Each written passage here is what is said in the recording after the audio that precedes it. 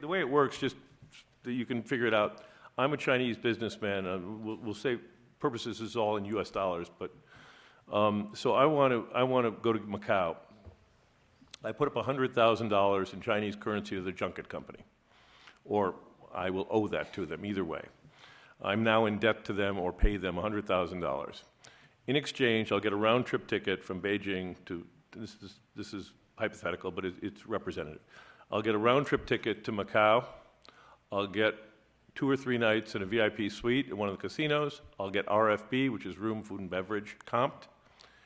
And I will get a credit line, depending on the deal I strike, between 60 and 65 or 70,000 US. So if I'm the junket company, I get 100. I'm laying out 70 in credit or cash at the other end, and I have a cost of doing business of probably 5 or 10,000. Cost of doing all this stuff.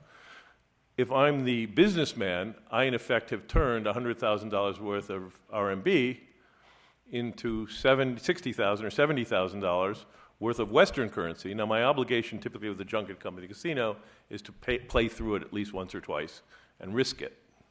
Okay, and that's the deal. And there's side bets, forgetting all that stuff. At the end of the day, that's what it is. It's a money laundering scheme by which you take Chinese currency, go there, pay your debts in the Chinese currency, and what happens with what you have left over? Nobody asks any questions. There's a law in China that you can only take out $50,000, the equivalent of 50,000 US a year.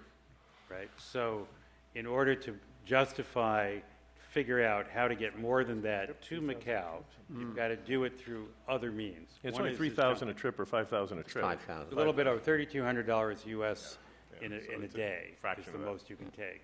When you see the film, you'll see how there are various ways to move the money, but one is a credit system for high rollers who use VIP rooms.